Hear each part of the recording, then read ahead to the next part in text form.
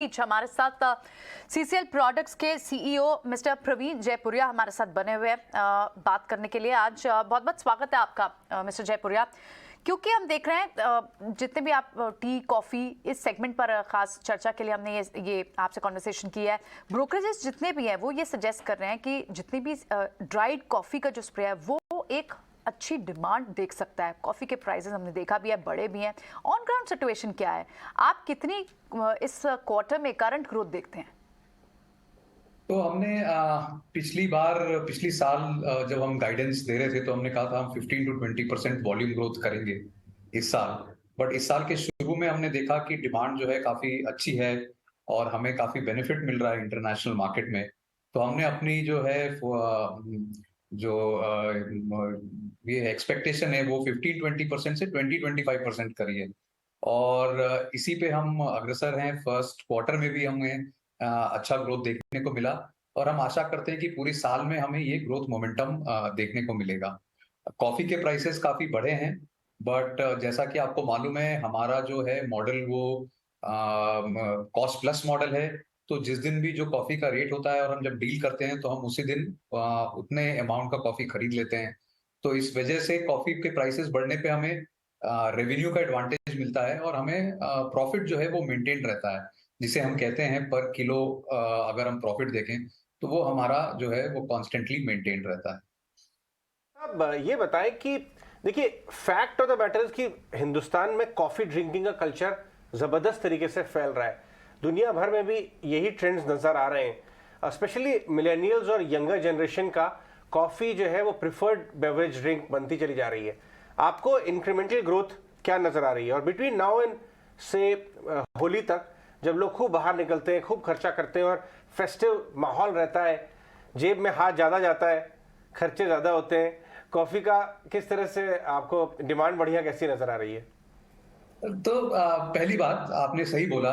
India के अंदर और खासकर जो हम डेवलपिंग इकोनॉमीज देख रहे हैं, देखिए जो डेवलप्ड इकोनॉमीज हैं जैसे कि यूएस मार्केट हो गई या यूरोपियन मार्केट हो गई, ये ऑलमोस्ट मेच्योर्ड मार्केट्स होती हैं। कैटेगरीज यहाँ मेच्योर होती हैं, यहाँ से बहुत ज्यादा ग्रोथ नहीं आती। ग्रोथ आ रही है मार्केट्स लाइक एशियन सब कॉन्टिनेंट, जो साउथ एशियन सब कॉन्टिनेंट है या अफ्रीका कॉन्टिनेंट है, यहाँ से ग्रोथ आ रही है। और इंडिया में खासकर ज्यादा ग्रोथ इसलिए आ रही है कि इंडिया लार्जली जो है वो टी ड्रिंकिंग नेशन रहा है और कॉफी की कंजम्पशन यहाँ बहुत कम है। ज्यादातर साउथ इंडिया में ज्यादा लोग कॉफी पीते थे। अदरवाइज कॉफी को एक यहाँ लग्जरी ड्रिंक की तरह माना जाता था। बट अगर आप देखोगे पिछले 2-3 सालों में, 4 सालों में ये ट्रेंड धीरे धीरे चेंज हो रहा है। आज जो यंग मिलेनियल्स हैं वो दूध से चाय में नहीं ग्रेजुएट करते, वो दूध से सीधा कॉफी में ग्रेजुएट कर रहे हैं, बिकॉज उनको एक्सपोजर मिल रहा है अच्छी कॉफी का। वो कैफे जाते हैं, बाहर जाते हैं।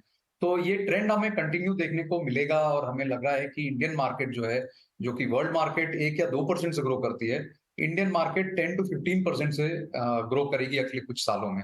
तो ये एक अच्छी खबर है कॉफी इंडस्ट्री के लिए। और दूसरी बात जो आपने फेस्टिविटी की बात करी, हाँ जरूर हमने देखा 2 साल तक काफी म्यूटेड रहा है festival times because of corona. और इस बार हम पेंट अप डिमांड देख रहे हैं हर एक कैटेगरी में। हालांकि कॉफी एक ऐसा प्रोडक्ट है जो आए दिन लोग यूज करते हैं, एफएमसीजी प्रोडक्ट की तरह है, तो इसका ग्रोथ मोमेंटम बना रहता है। ये इतना लग्जरी या डिस्क्रिशनरी कैटेगरी नहीं है। फेस्टिव में लग्जरी और डिस्क्रिशनरी कैटेगरी ज्यादा लोग खरीदते हैं। तो डिमांड तो हम देख रहे हैं, पर ये डिमांड मोमेंटम बना रहेगा और हमें तो लगता है कि फेस्टिविटीज के बाद भी ये डिमांड मोमेंटम जो है कॉफी के अंदर वो बना रहेगा। प्रवीण जी, एक चीज़ बताइए, आप 90 से ज़्यादा कंट्रीज़ में एक्सपोर्ट करते हैं, तो आपका जो कंपटीशन है क्या ब्राज़ील से होता है? मतलब ब्राज़ील की कॉफ़ी है आपके कंपटीशन में? इस समय वहाँ की सिचुएशन कैसे है? अगर वहाँ की सिचुएशन ख़राब है तो आपको बहुत मेहनत नहीं करनी पड़ेगी फिर तो। हाँ, आप सही कह रहे हो। हमारे कंपटीशन जो है वो ऑल ओवर वर्ल्ड में है। मेरा कंपनीज जो हैं, बहुत सारी कंपनी ब्राजील में है, बहुत सारी कंपनीज यूरोपियन कंपनीज हैं जो जर्मनी में है, स्पेन में है, जो कॉफी बीन्स खरीद के इंस्टेंट कॉफी बनाती हैं, जो हमारे डायरेक्ट कंपटीशन में होते हैं। और ब्राजील की अगर बात करें तो वहाँ पे सिचुएशन थोड़ी सी जो है वो टाइट बनी हुई है पिछले 1-1.5-2 सालों से। पहले तो ये था कि क्रॉप फेलियर के कारण वहां पे फ्रॉस्ट हो गया और क्रॉप फेलियर था, तो वहां की कॉफी बहुत महंगी हो गई। इस कारण से उनको इम्पैक्ट पड़ा और वो थोड़े नॉन कॉम्पिटिटिव होने लग गए मार्केट में। और दूसरा जो अभी जियो पॉलिटिकल सिचुएशन है, उस सिचुएशन में हमारे कंपनी को बहुत फायदा मिला है, क्योंकि हमने इंडिया ने एक न्यूट्रल स्टांस लिया हुआ था अगेंस्ट रशिया यूक्रेन वॉर, जबकि बहुत सारी कंट्रीज ने बहुत सारे सैंक्शन लगाए जिस वजह से बिजनेस भी हैम्पर हुआ। बट थैंकफुली इंडिया के स्टांस के कारण, इंडिया और वियतनाम दोनों जगह जहां हमारी फैक्ट्रीज हैं, इनके स्टांस के कारण हमें कोई एडवर्स इम्पैक्ट नहीं हुआ, और इनफैक्ट हम ज्यादा कॉम्पिटिटिव हो गए। और इसी वजह से एक्चुअली जो हमने कहा कि हमने 15 से 20% वॉल्यूम गाइडेंस को बढ़ा के 20 से 25% किया है, वो बिल्कुल इसी वजह से किया है क्योंकि हमें काफी शेयर गेन देखने को मिल रहा है बाकी कंट्रीज में। बात है, बहुत शानदार। बहुत बहुत शुक्रिया जयपुरियार जी आज हमसे बात करने के लिए और एक्सप्लेन करने के लिए कारोबार कैसे बढ़ रहा है आगे। और कारोबार बढ़ने की बात से याद आया कि यूरोप+1 की बात हो रही है। यूरोप में बहुत